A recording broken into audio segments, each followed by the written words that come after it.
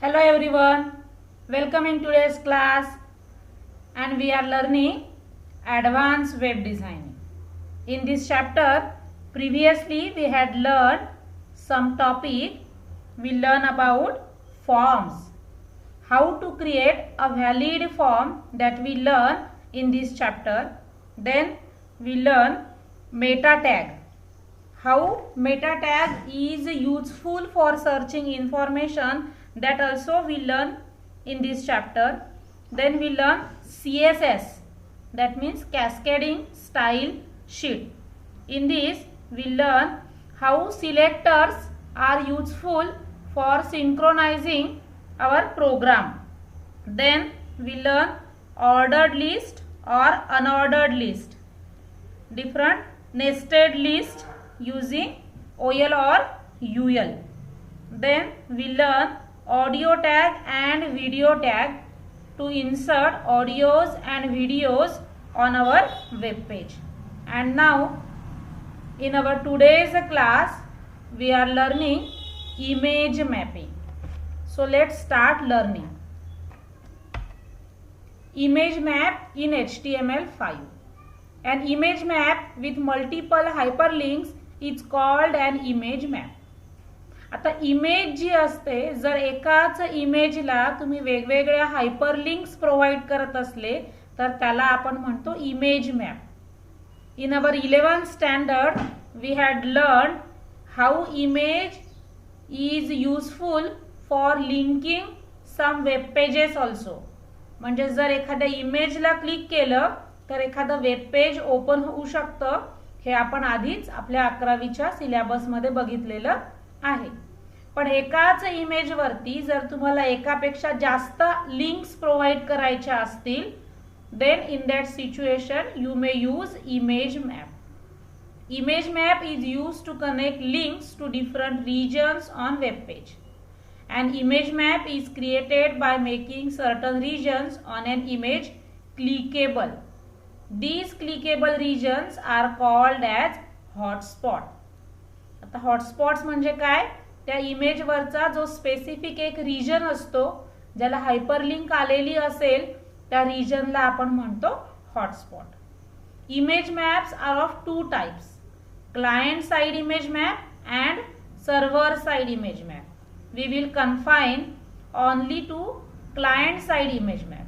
म्हणजे या चॅप्टर मध्ये आपल्याला क्लायंट साइड इमेज मॅपिंगचा यूज करायचा आहे. The tags used to define client side image map are, first we discuss about image tag. It is used to insert an image on web page. आपण image टॅगचा use पण already बघितलेला आहे. जर web page मध्ये एखादी image put up करायची असेल तर आपण इमेज टॅगचा यूज करतो. This is a singular tag. To create client side image map, use map attribute of image is used with value which is preceded with a hash symbol. आता हे जे sentence इथे आपण म्हटलेलं तर प्रोग्राम मध्ये आपण याचा यूज बघूयात. इमेज टॅग मध्ये तुम्हाला हॅश सिम्बॉल देऊन काहीतरी एखादं मॅटर दिलेलं असतं, त्याचा आपण लिंकिंग साठी कसा वापर करतो ते मी तुम्हाला प्रोग्राम मध्ये एक्सप्लेन करून देते. The useMap attribute acts as a pointer which indicates that the image is a client-side image map. म्हणजे आपण या प्रोग्राम मध्ये useMap या ॲट्रिब्यूटचा यूज करणार आहोत. म्हणजेच आपली इमेज जी आहे ती कशी असेल तर क्लायंट साइड असेल. Okay.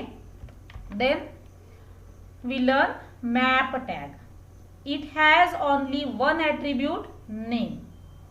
It specifies name of the image used for client side image map. The value of name attribute is the value specified in useMap attribute of image tag. म्हणजे पहा आपण image tag साठी जे useMap is equal to something काहीतरी लिहिणार तेच तुमचं काय असतं मॅप टॅग मध्ये नेम असतं. ते सुद्धा आपण अर्थात प्रोग्राम मध्ये बघूच यात. Next we discuss area tag. It defines specific clickable regions. A given map tag element can contain multiple area tag element within it. Area is a singular tag and map is a paired tag. हे लक्षात घ्यायचं आहे आपल्याला. Image mapping मध्ये image tag पण singular tag असते, area tag सुद्धा singular tag असते, पण मॅप जी आहे त्याला आपण काय म्हणतो तर ती पेयर्ड टॅग आहे. म्हणजे you have to close map, that means with the help of slash map. Okay, next now we are learning attributes of area tag. Attributes कशाची आहेत? एरिया टॅगची आहेत. इमेज टॅगला आपण SRC ALT ते सुद्धा ऑलरेडी बघितलेलं आहेच. अर्थातच जो मॅप टॅग असते त्याला आपण नेम ॲट्रिब्यूटचा यूज करतो. Name is a compulsory attribute of map tag and these are attributes of area tag. आता फर्स्ट आपण म्हणतोय HREF tag. HREF attribute defines URL to which the clickable region within the image map navigates. आता HREF च्या समोर आपल्याला URL द्यायचा असतो, म्हणजे पाथ द्यायचा असतो जी फाईल तुम्हाला ओपन करायची असेल ती. Then shape, it can value rect, circle और पॉली. आता शेप सुद्धा आपला एक एरिया टॅगचा ॲट्रिब्यूट असतो आणि शेप इज इक्वल टू एक तर तुम्ही रेक्ट लिहिणार, शेप इज इक्वल टू एक तर आपण सर्कल घेणार किंवा शेप इज इक्वल टू आपण घेतोय poly. That means rect, circle और poly are the values of shape attribute of area tag. Then we discuss about chords attribute. Then what is chords? It specifies coordinates of the clickable regions on the image map. म्हणजे आपली जी image येणार web पेजच्या output मध्ये त्या image वरती ज्या links येतील तर त्या लिंक्स आपल्या कशा यायला पाहिजेत, कुठला एरिया त्यांनी डिटेक्ट करावा, त्यासाठी आपल्याला काय करायचं असतं? कॉर्ड्स या ॲट्रिब्यूटचा यूज करायचा असतो. जर तुम्ही shape is equal to rect घेतलेलं असेल then you have to use 4 coordinates for rectangular area with 4 coordinates. म्हणजे जर रेक्ट घेतलं असेल तर आपल्याला 4 कोऑर्डिनेट्स द्यायचे आहेत. If we use shape is equal to circle then you have to use 3 coordinates. All these coordinates should be separated by comma. That also we will discuss in our program.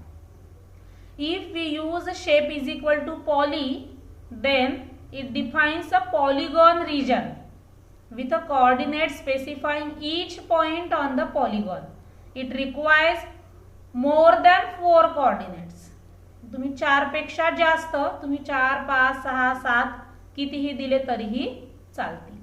And default region covers the entire image. No coordinates are required. जर तुम्ही chords default म्हटलं तर पूर्णच्या पूर्ण पानच तुमचं काय असेल तर लिंकेबल येईल. त्यानंतर ALT specifies extra information about clickable area. It is the alternative text for the clickable region. म्हणजे एखाद्या जर तुम्ही एरिया टॅग मध्ये पण जर ALT ॲट्रिब्यूट यूज केला असेल तर नेमकं ही लिंक कशासाठीची आहे ते सुद्धा आपल्याला दिसू शकतं. Now we see one program of image map. आता हा जो प्रोग्राम आहे इमेज मॅपचा याच्यामध्ये आपण बेसिक स्ट्रक्चर घेतलेलं, H1 टॅग घेतली आहे, इमेज टॅगचा वापर केलाय, मॅपचा वापर केला, एरियाचा वापर केला. This program now we will see in our notepad. Now I type this program in our text editor. That means I open notepad and type this program. First we start this program with doctype HTML. That means this program also will support on our mobile also. HTML head, this is a basic structure of HTML program. Then in H1 tag I write here one sentence, an example of image map. that word will be displayed in our output in H1, that means with a larger font size. Then image tag, and compulsory attribute of image tag is src. Image src is equal to, here I put up one name of image that will be displayed. Then usemap is a compulsory attribute of image tag for image mapping, for client side image mapping. जर आपण client side image मॅपचा वापर करत असलो तर usemap हा image टॅगचा compulsory attribute असतो आणि याची जी व्हॅल्यू असेल ती तुम्हाला हॅश सिम्बॉल देऊनच द्यायची असते. आता इथे मी इमेज मॅप शब्द वापरलाय, इथे तुम्ही तुमचं नेम, एखादा शब्द काहीही लिहिला तरीही चालेल, पण hash symbol is compulsory. Then I use ALT attribute for this image tag, image of wallpaper, for this wallpaper image. Then I use map tag. For map tag, name is also a compulsory attribute, and in each condition name attribute takes a value that I put up in image tag for usemap.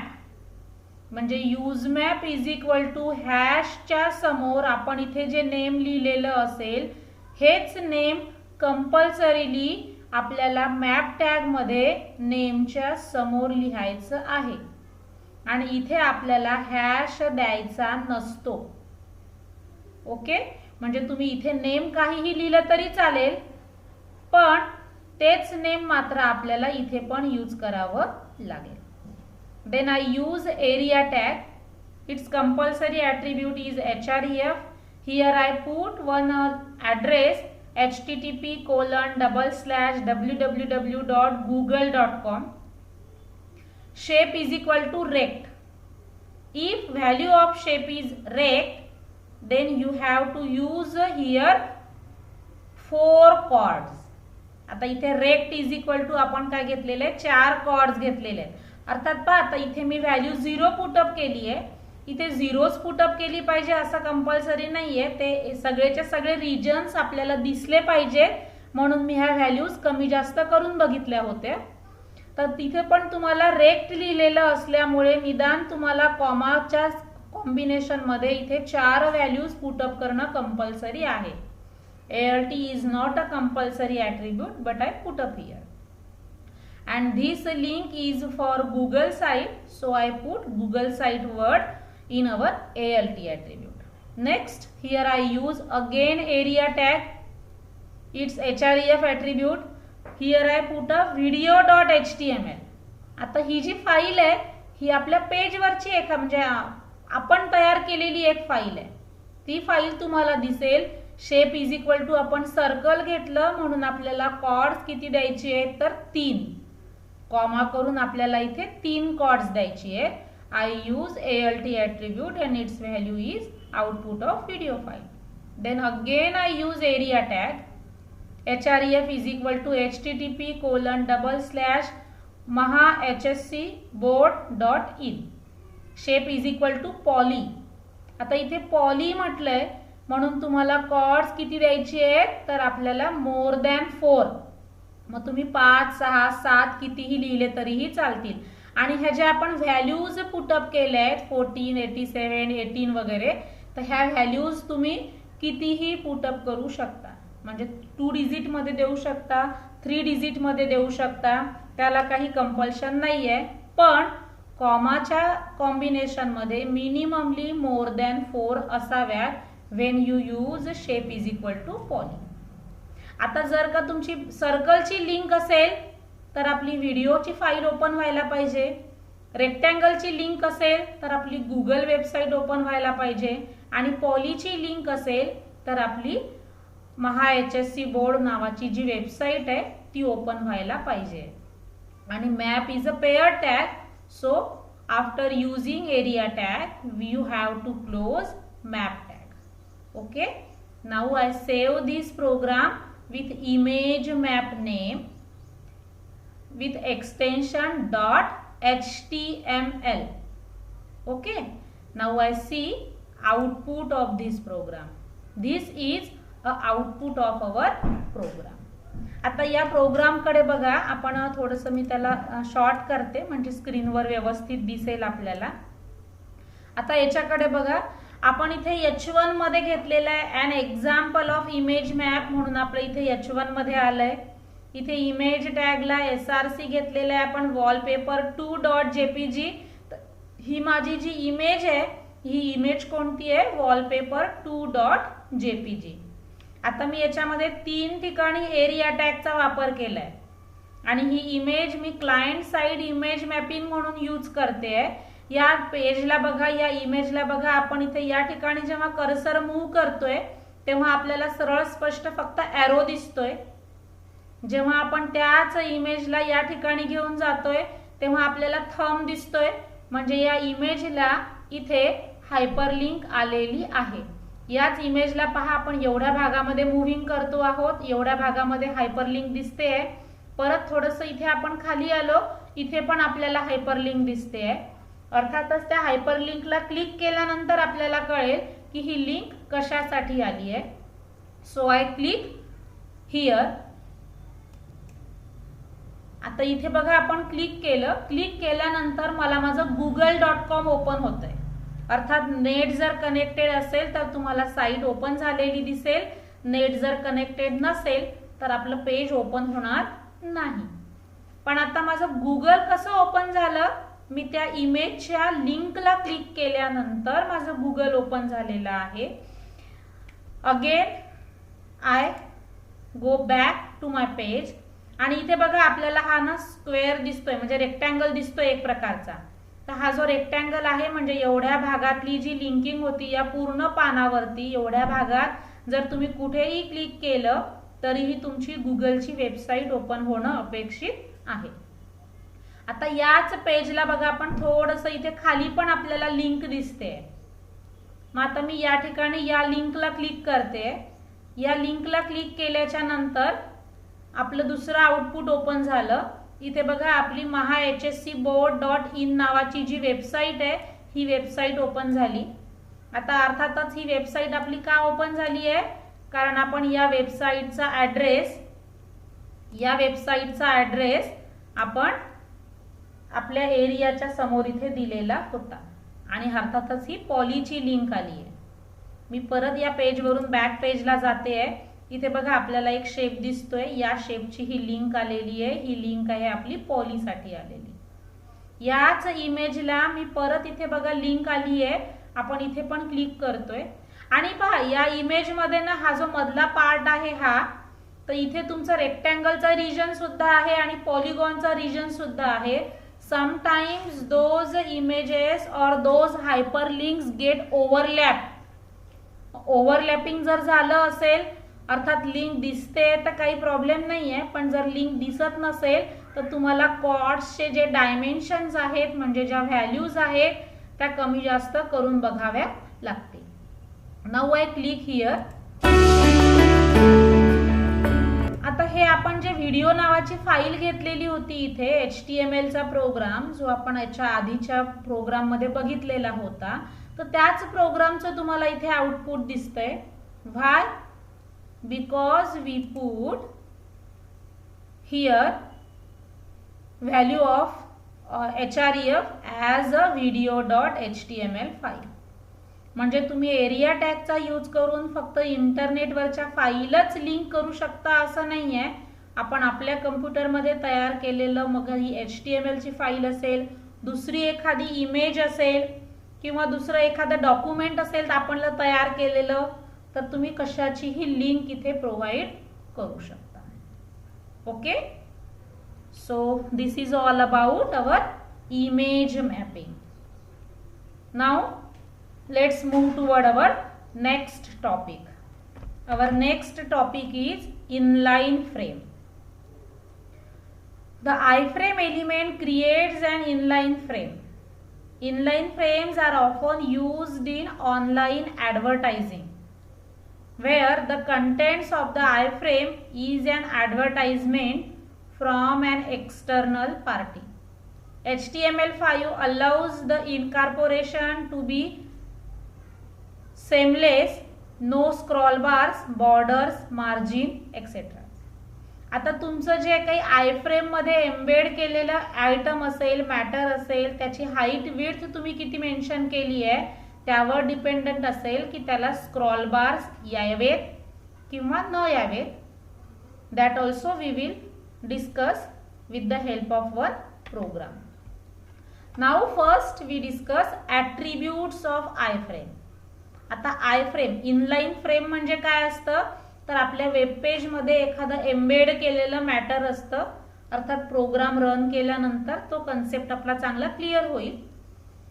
First we see attributes. SRC is also a compulsory attribute of iframe and you have to put URL of embedded document. म्हणजे जो तुम्हाला open करायचा, जो programme आपल्याला embed करायचा असेल किंवा एखादा ॲडव्हर्टाइज दाखवायची असेल तर त्या फाईलचा जो URL आहे तो आपल्याला SRCच्या समोर पुटअप करावा लागेल. Then height and width. आता हाईट आणि विड्थ सुद्धा आपल्याला इथे पिक्सेल मध्ये पुटअप करावीच लागते, कारण जर आपण हाईट विड्थ पुटअप नाही केली तर तुमच्या आउटपुट मध्ये केवढा बॉक्स यायला पाहिजे त्या आयफ्रेम साठी हे आपल्याला कळणार नाही. So height and width you have to mention in pixels. This is also like compulsory attribute. Then name. Name specifies name of an iframe. आता कधी कधी एकाच पेजला जर का तुमच्या एकापेक्षा जास्त आयफ्रेम असतील तर तुम्हाला तिथे नेम पुटअप करावं लागतं. Then SRC doc specifies the HTML content of the web page to show in the iframe. म्हणजे HTML चे कंटेंट जर दाखवायचे असतील आपल्याला तर त्यासाठी आपण SRC डॉक या ॲट्रिब्यूटचा सुद्धा यूज करू शकतो. आता इथे बघा आपण एक छोटासा प्रोग्राम घेतलाय.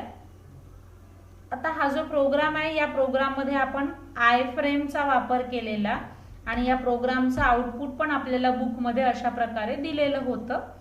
That also now we discuss with the help of program. Now in notepad I type this program. आता या प्रोग्रामच्या आपण डायरेक्ट बॉडीकडे येऊयात.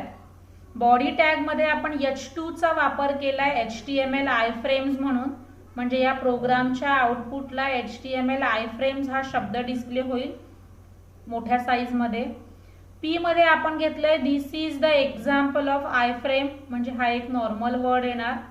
आता आयफ्रेम साठी आपण घेतलंय SRC is equal to form.html. माझी फॉर्म नावाची ऑलरेडी एक HTML ची फाईल या फोल्डरला क्रिएटेड आहे. So I put address or URL in our SRC attribute. Then height and width. Here I put height as 200 pixel and width as 150 pixel. Then iframe is a pair tag, so I have to close the iframe with the help of slash. Now I save this program with iframe.html name. Okay, and output of this program is like this. आता हा जो programme आहे या प्रोग्रामच्या output मध्ये बघा HTML frames हे तुमचं H2 मध्ये डिस्प्ले झालेलं आहे.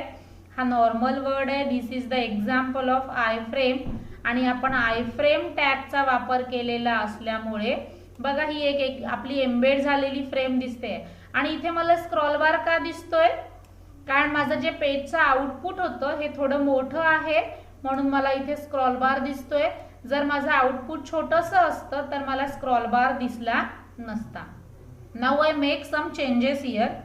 Suppose I put height here as 300 pixel and width as 250 pixel. Now again I save this program and I refresh output of this program. It reflects in our output. आता इथे बघा मला scroll बार नाही आले आहेत, म्हणजे दिसतोय फक्त हा स्क्रॉलिंग नाही होत आहे. कारण काय, माझ्या प्रोग्राम मध्ये एवढंच मॅटर लिहिलेलं होतं आणि हे बघा आपल्याला एम्बेड झालेलं दिसतंय. आणि असं करण्यासाठीच आपण इनलाईन फ्रेमचा किंवा आय फ्रेमचा यूज करतो. Okay, understand. Now we are moving towards our next topic, that is website hosting. In this chapter we have seen how to create a website. आता वेब पेज तयार कसं करायचं, वेबसाईट कशी develop करायची, that we learned previously. But just creating of a website is not sufficient. One has to make the website available on the internet. म्हणजे तुम्ही फक्त तुमचं पेज बनवलं आणि काम झालं असं होत नाही. तुम्ही ते पेज जेव्हा इंटरनेटवरती अवेलेबल कराल, then and only then someone may use your web pages. Then these web pages are to be stored in the web servers that are connected to the internet to be made available to others.